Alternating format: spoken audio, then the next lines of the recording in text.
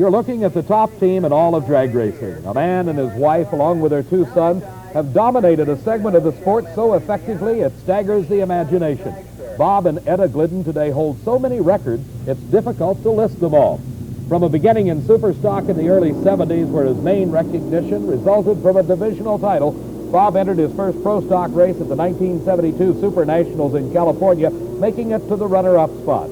His first major event win came in 1973 at the U.S. Nationals and started the Glidden family on a series of wins that seems to have no end. Coming into the 4th annual Cajun Nationals, Bob is number 2 on the all-time win list with a total of 22, second only to Don Prudhomme's record total of 27. Bob has also made an incredible 15 straight final round appearances in the very difficult and demanding pro stock category. The pro stock car is the ultimate drag racing machine constructed from an original factory-produced automobile. NHRA utilizes a system of weight factors to allow many different makes to be competitive. Bob Glidden has seen weight changes come and go, and it seems to have no effect on his ability to win. In fact, Glidden retired his undefeated Ford Fairmont at the end of the 1978 season, built this Plymouth Arrow, debuted it at the Winter Nationals and won, then won again at the Gator Nationals.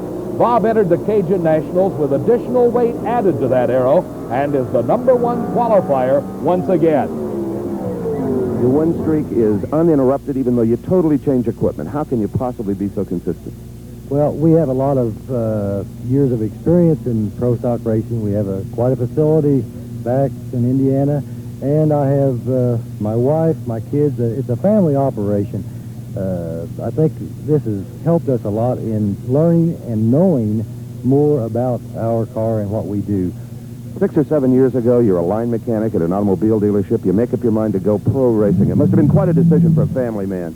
Indeed it was. We had to make the decision as to whether we wanted to try to race, and back in those days that was a bad word to a lot of people, but we had to make our mind up as to whether we were going to race for a living or work our normal job and have a check at the end of the week. You know, you see a lot of wives and kids helping out with the race car, putting air in the tires maybe, or pouring the fuel in the tank. Not so with your family. They're really involved mechanically.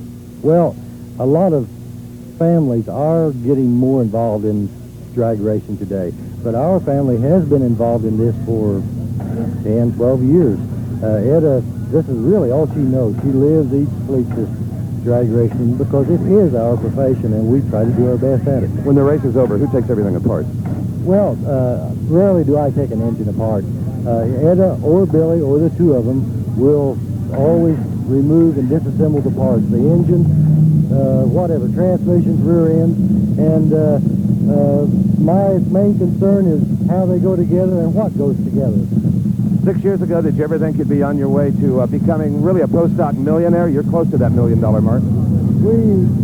Fortunately, we are close. No. 6, 7 years ago, we were concerned about going to a race and qualifying, not how much money we were going to win. If you were to quit right now, what do you think Etta would say? Well, I am sure at this point, drag racing is like any other profession. After you do it and do it and do it, and live it and eat it, you would think you would like to stop and do something else. The grass always looks greener on the other side. But I think after a couple of months or 3 or 4 months, it would look different. I think she would like to go back to it. Well, you're famous now for these quick changes in equipment from one brand to another. What do we anticipate in the future here? Well, I don't think we'll make any major changes. We might go back to another car for one race sometime during the year, but I think we'll stick with the Chrysler. And this Cajun Nationals could be the 9th consecutive NHRA national event victory for Bob Glidden, a record I don't think will ever be matched.